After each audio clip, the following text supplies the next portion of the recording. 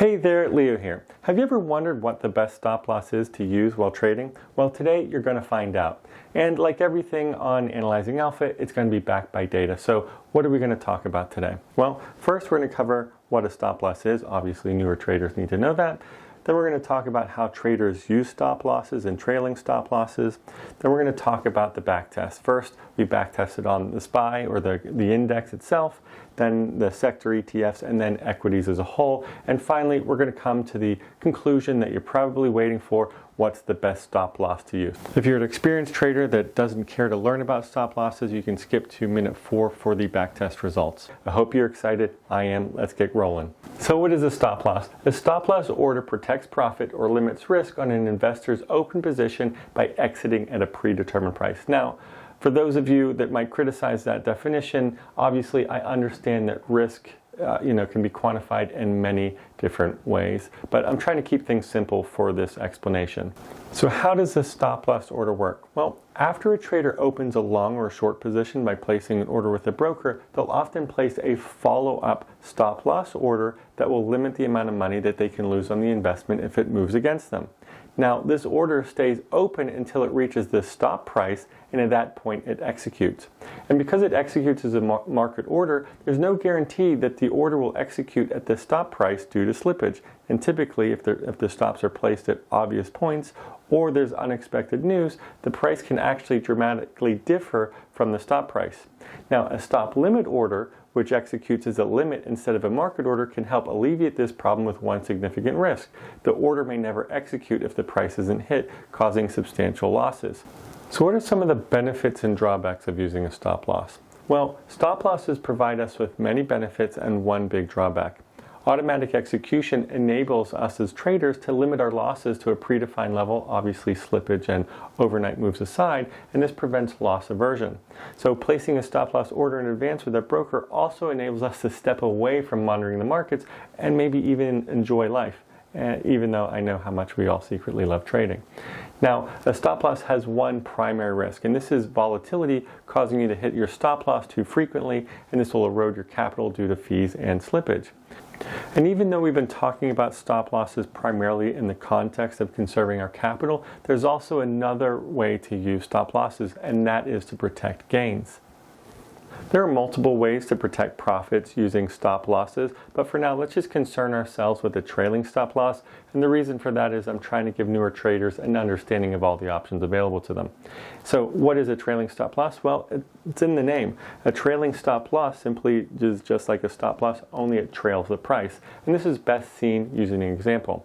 So let's pretend we purchase a stock at $100 and we set a stop loss of 5%, which would be 95. So, right, there's $5 because 5% of 100 is $5, which, 100 minus 5 is 95. Now let's pretend that the very next day the stock moves to 120. Well, the stop is going to follow that. The stop would still be 95% of 120, which would be 114, right? And then let's pretend the very next day the price comes back down and hits the stop price of 114, and there's $1 of slippage. That means that our stock would have sold at 113. So what happened there? So we purchased a stock for $100. It moved up, and then it came back down, hit our stop, and we made $13. And guess how many times we had to update that stop loss? 0, right? Because it's automatic and it follows the price. And now it's the time you've been patiently waiting for, or maybe not so patiently if you went ahead and skipped right to this section. But we're going to go ahead and review those back tests. We start in 2010, and we run the back test for a 10-year period.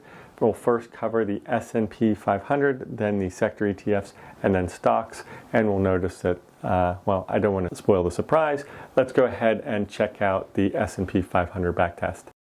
Behind me, you'll see a graph from Backtrader, which is a popular Python backtesting library. If you're interested in data science, artificial intelligence, algorithmic trading, or backtesting, you can check out my other channel here.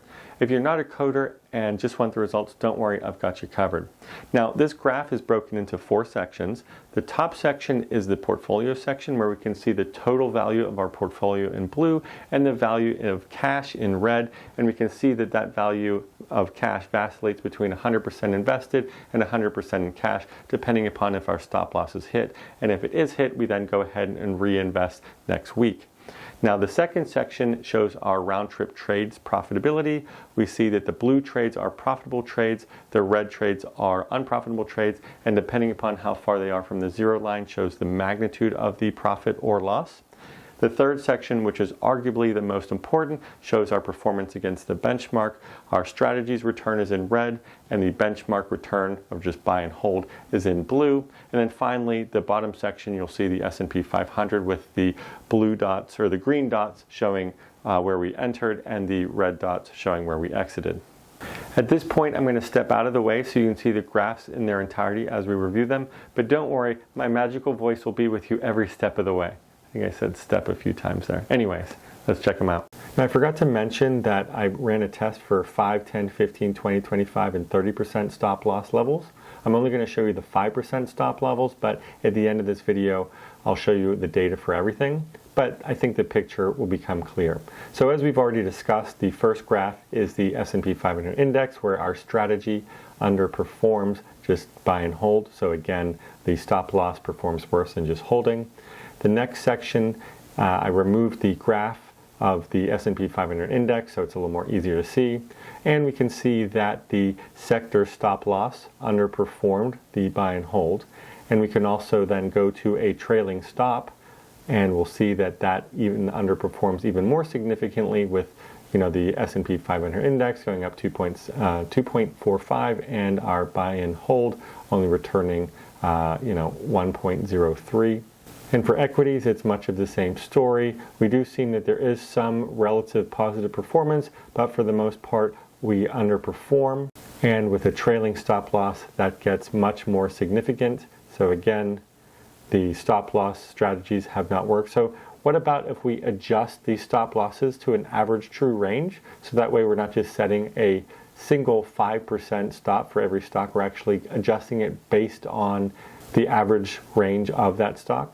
Well, the ATR stop loss actually performs worse than the 5% stop loss, and the trailing stop loss is actually really terrible. Now this is a point where I was going to show you the data, but I think the charts that we just went over that made the message crystal clear. But if you're interested in the data or the code, feel free to check out the link in the description below where you can see everything in its entirety. So what did we see? Well, we saw that a buy and hold strategy beats an arbitrary stop loss of multiple levels at the S&P 500 index level, at the ETF level, and even the individual equity level. And if we had a trailing stop loss, basically our performance was even worse. It was miserable. Now, let's take a step back and think about why that is the case, right? Because in trading, everything should make sense, whether it's a pattern, whether it's a strategy, whatever. It should make sense, and it always does if you're onto the right thing. So let's step back and think about what the market is. From a trading perspective, I view the market as this beautifully complex game where there's lots of really smart participants trying to figure out how to be better. In fact, just people like you guys are researching this now. Now, if we could set an arbitrary 5, 10, 15, 20% stop loss or trailing stop loss and make money, what's going to happen? Well, obviously, that's going to get arbitraged away because you guys are going to find it, we're all going to start using it, and now it no longer works. So what is the answer to where you should place your stop loss? Well, I'm not going to get into market structure and why setups work or different types of setups work and the psychology behind them and things like that and different places where stop losses are and how they trigger and that's why patterns work, but blah, blah, blah, blah, blah. Basically, let's just assume a breakout strategy works and we've identified a breakout. Now, if we have a breakout, where should the stop loss be? Well, it should be at the low where it invalidates that breakout. Now, there's different areas to place it, such as the average daily range or something like that. But basically, the idea is if it comes back down on you, it wasn't a valid breakout, you misidentified that, and you should stop out.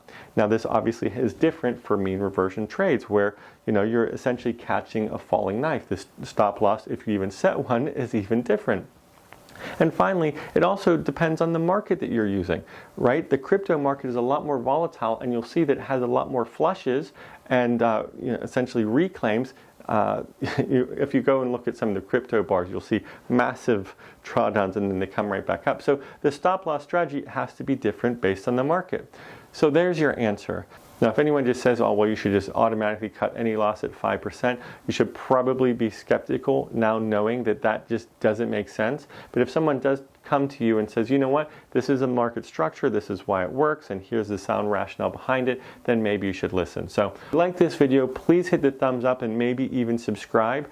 That lets the Google algorithm know that this is a video worth sharing. And if you really liked it, let me know what else you'd like to see. Again, I love backtesting and doing all sorts of nerdy stuff, as you can see on my other channel. But the goal is to help you guys understand what is true in trading, because there's so much snake oil out there. And hopefully, we can make some money together. I don't know if I can say that. This is for educational purposes only, just so you know. Okay, have a wonderful day, and hopefully see you in the next one. Bye-bye.